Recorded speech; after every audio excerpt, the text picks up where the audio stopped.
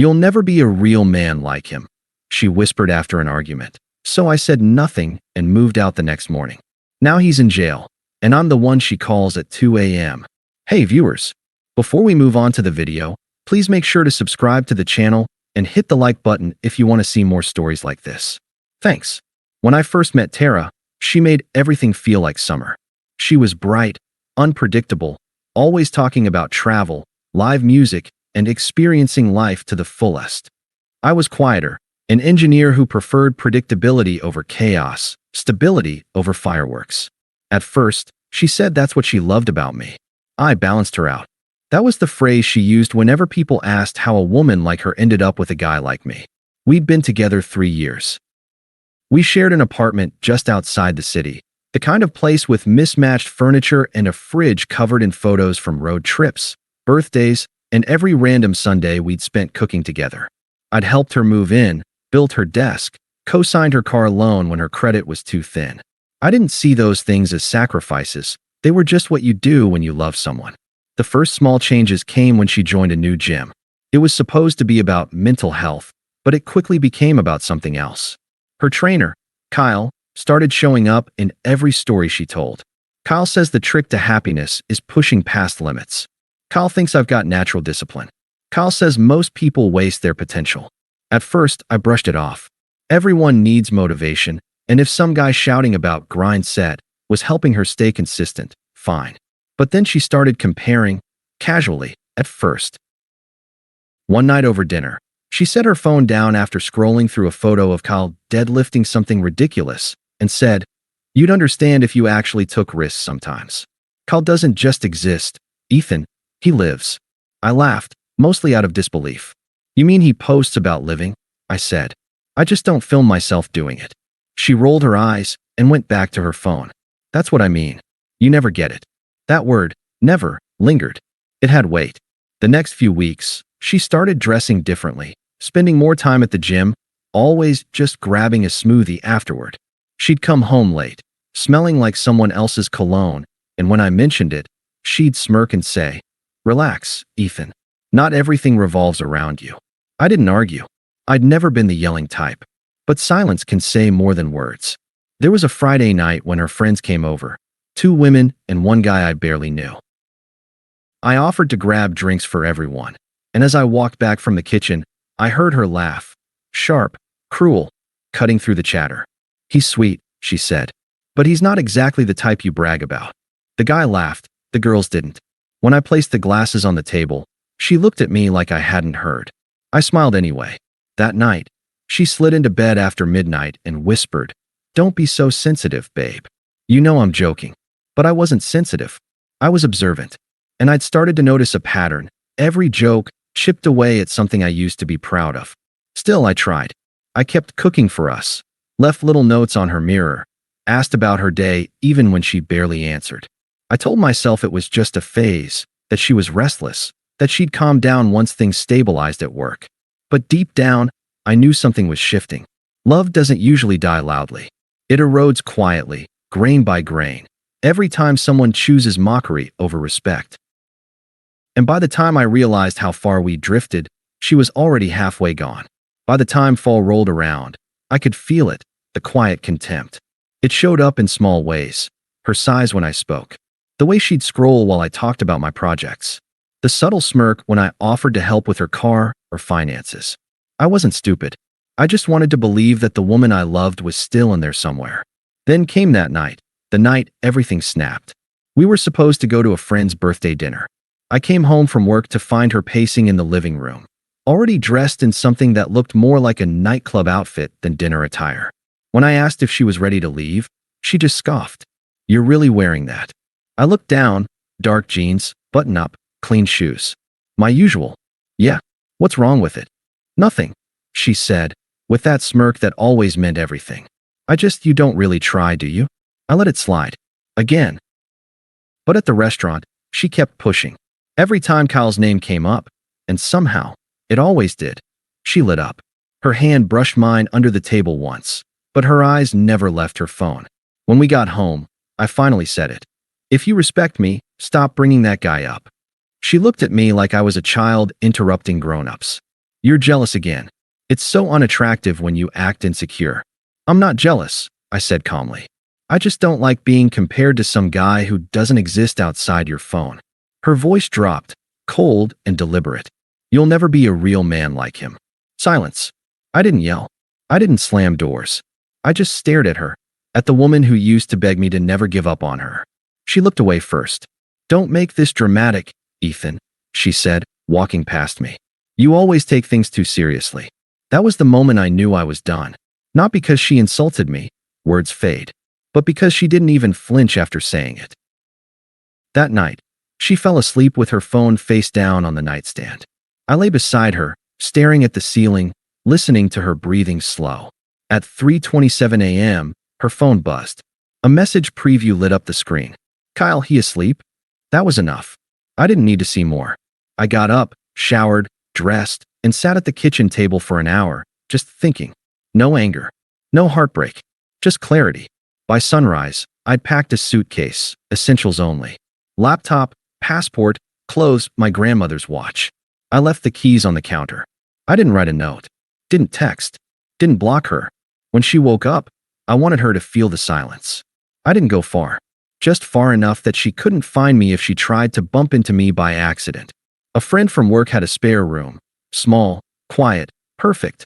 I spent the first few mornings waking up to actual peace for the first time in months. No passive-aggressive sighs. No judgment. Just quiet. I expected a message within an hour. None came. By noon, a few missed calls.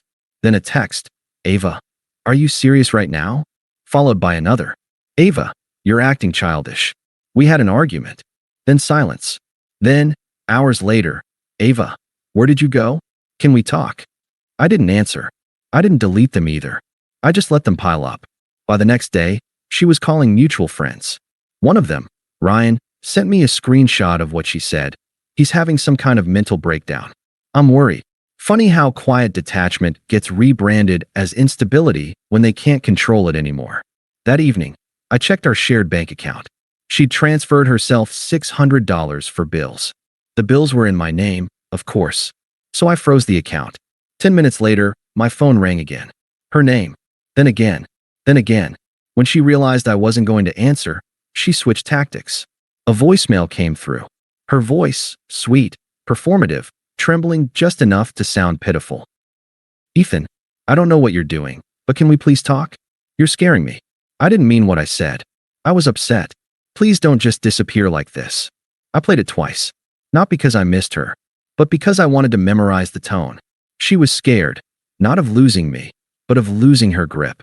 By the third day, she was showing up at my job. First time, she waited in the lobby pretending to be delivering something. Second time, she cried in the parking lot until someone asked if she was okay. I walked right past her both times. Ryan texted me that night. Bro, she's saying you abandoned her after she opened up about her insecurities. Of course, rewrite the narrative. That's what people like her do when silence hits harder than shouting. But the more she tried to get a reaction, the less I cared. It's incredible how fast love turns into nothing once you see the contempt beneath it. Still, there was one thing that stuck in my mind. Her last voicemail before I blocked her number. You think you're being the bigger person, but you're just proving me right. You'll never be a real man. Real men don't run. I remember sitting there, staring at my phone, almost laughing. She thought I left to escape. She didn't realize I left to end the game. I hadn't spoken to Ava in almost 2 months when I heard from her again. Not directly. Through a coworker of hers, Mia? Apparently, the real man she left me for. The guy with the tattoos, the loud opinions, the constant need to prove himself, had moved into her place. Mia's text came at 11 p.m. Mia, hey, just thought you should know Ava's going through something. That guy she's with, he's not who she thought. I didn't reply. I didn't need to. Because the universe has a way of balancing arrogance with chaos. Still, curiosity got the better of me. I checked Ava's Instagram, something I hadn't done since I left. Her feed, once filled with brunch photos, motivational quotes, and perfectly lit selfies, was quiet. The last post was over a month old. No new stories. No pictures of the real man. Just silence. 3 days later, my phone buzzed. A new message from an unknown number. Unknown. Ethan. It's Ava. Please just hear me out. I almost ignored it, but she sent another right after. Ava, you were right about him. I didn't see it. He's not well. Then, Ava, he broke my phone last week. I had to get a new one. I didn't know who else to talk to. I put my phone down. Sat there. It wasn't satisfaction I felt. Not really. It was confirmation. The kind you don't need to celebrate. The kind that just quietly reinforces the decision you already knew was right. A week later, I got another message. Ava, he got arrested. Bar fight. They're saying it's serious this time. This time, I didn't even open it. But that didn't stop her from trying again. 2 days later, a knock on my door. I opened it just enough to see her face. She looked like she hadn't slept in days. Eyes puffy, makeup gone, hair tied up in a way that screamed, I didn't plan this visit. Ava, can I come in? Me, no. Ava, please, Ethan. Just 5 minutes. I need to explain. Me, there's nothing to explain. She exhaled shakily, like she'd been holding her breath for weeks. Ava, I was wrong, okay? I was so wrong about everything. About him. About you. Me. You told me I'd never be a real man like him. I believed you. She winced like I'd slapped her. Ava, I didn't mean it. I was angry. He said things that got in my head. I thought I needed something more intense. But he's, me, a reflection. Ava, what? Me. Of everything you couldn't admit about yourself. She stared at me like she didn't recognize the person standing in front of her anymore. And maybe she didn't. Ava, please, Ethan, I just need someone to talk to. I don't have anyone left. Me. You made sure of that. She started crying then. Real tears, not the performative kind. The kind that come when the mask slips. Ava, I don't expect you to forgive me. I don't know how to fix any of this. Me. You don't. You live with it. The same way I lived with your contempt. There was a long pause before she whispered, Ava, you really don't care at all, do you? Me. Not anymore. She left then. Quietly this time. No drama. No manipulation. Just the sound of defeat. As the door closed, I realized something. When she said I wasn't a real man, she meant I wasn't the kind of man who needed control, chaos, or validation. She was right. I wasn't. And now, finally, that was my greatest strength. After she showed up at my door, I thought that was it. Her closure attempt. A last scene before she disappeared back into whatever chaos she'd created for herself. But people like Ava don't fade quietly. They linger. They echo. The first sign came through mutual friends. Ryan texted me one afternoon. Ryan, she's been asking about you. Keeps saying she doesn't recognize who you've become. Then, Ryan, she told people you've changed, like it's a bad thing. I laughed at that. Because she wasn't wrong. I had changed. I just didn't need her to approve of it. By that point, I had rebuilt everything she'd chipped away at. I'd gotten promoted at work, joined a weekend hiking group, and started sleeping 8 hours a night for the first time in years. I wasn't chasing happiness. I was living it. Quietly. Then, one night, it happened again. 2:17 a.m. My phone buzzed with a call from an unknown number. I knew. Instinctively. I let it go to voicemail. Then came the text. Ava, Ethan, I can't sleep. I keep thinking about how everything turned out. Can we please talk? I didn't reply. 5 minutes later, another. Ava, he's out now. He keeps texting me. I'm scared.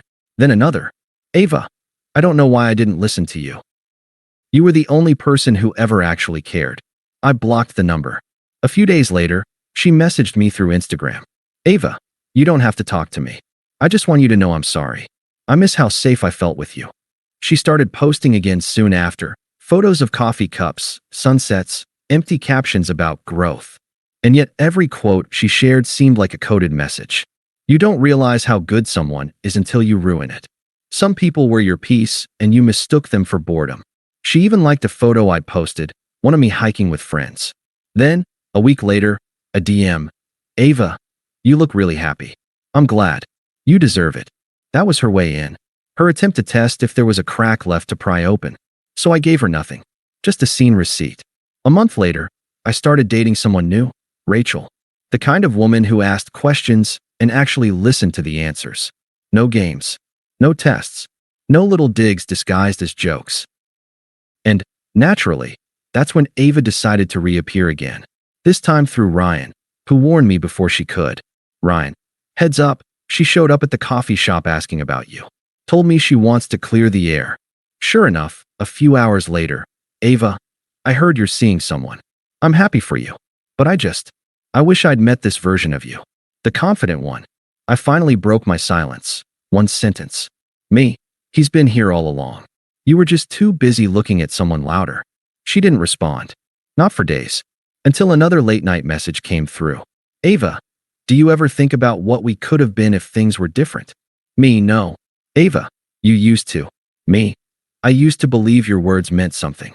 That one hit her. I could tell from the read receipt that stayed for 5 long minutes before she disappeared from the chat. By that point, her reputation had caught up with her. Everyone knew about the real man, the fights, the police reports, the job she'd lost after missing too many days. Her little empire of superiority had collapsed quietly, and all she had left were fragments of the person she used to look down on. Me. The one who didn't yell, didn't hit, didn't run. The one she said wasn't real enough. And now I was everything she claimed to want. Grounded, composed, unavailable. But she'd never touch that world again. It had been nearly a year since I left when I saw her again, not by choice. A mutual friend, Mia, was celebrating her engagement, and I'd promised to stop by. I didn't even think Ava would be there. But the moment I stepped into the room, I heard that familiar voice behind me. Soft, uncertain, almost rehearsed. Ava, Ethan. I turned around. She looked smaller somehow, not physically, but in presence. The sharp edges were gone. Her confidence had dissolved into a kind of fragile politeness that didn't suit her. Me, Ava. Ava. Wow, it's been a while. Me, it has. There was a pause. She searched my face like she was looking for something she'd misplaced a long time ago. Ava, you look good. Me. Thanks. I feel good. That simple answer threw her off. The last time she saw me, I was broken and quiet. Now I was centered, something she couldn't recognize because she never caused it. She tried to fill the silence. Ava, I've been meaning to reach out again. I know I said things I shouldn't have. That night, when I said you'd never be a real man, I was angry. I didn't mean it. Me, you did. You just didn't expect to hear yourself say it out loud. Her mouth opened slightly, then closed. She looked down. Ava, I thought I wanted excitement. Someone strong. But he wasn't strong. He was just loud. And I confused that for confidence. Me. It's a common mistake. Ava, I keep thinking about how things could have gone differently. You were stable, kind, patient, and I took all of that for granted. She hesitated, then said the thing I knew was coming. Ava, do you ever think we could try again? Just start over? I smiled. Not cruelly, just enough to show peace. Me. No, Ava. I don't think about the past like that anymore. Ava. So that's it? After everything. Me. After everything, yes. That's exactly it. She looked around, maybe hoping for sympathy from someone nearby. But nobody was paying attention. It was just us, and the weight of her own words from a year ago echoing between us. Ava, you really don't care anymore, do you? Me. I did. Enough to build a life around you. Enough to lose myself trying to be who you said I wasn't. But I'm not that man anymore. Her voice cracked. Ava, I know you're seeing someone. Rachel, right? Me, yes. Ava, she's lucky. Me, no. We're both just better to each other than we ever were to ourselves back then. That was the moment her face changed. A flicker of realization, the quiet horror of understanding that the thing she tried to humiliate me for had become the foundation of someone else's happiness. Ava, I'm sorry. Me, I'm sure you are. But apologies don't fix contempt. They just acknowledge it existed. She swallowed hard. Ava, I hope you're happy. Me, I am. And I hope someday you stop chasing versions of people you invent in your head. That was it. No dramatic exit. No raised voices. Just truth. Calm. Final. Heavy enough to end a story without needing punctuation. I turned to leave, and as I walked away, I heard her whisper to herself, he really did become a man. But she was wrong again. I didn't become one. I just stopped letting her decide what that meant. Thanks for watching. Make sure to subscribe to the channel and hit the like button. What do you think about this story? Share it in the comments.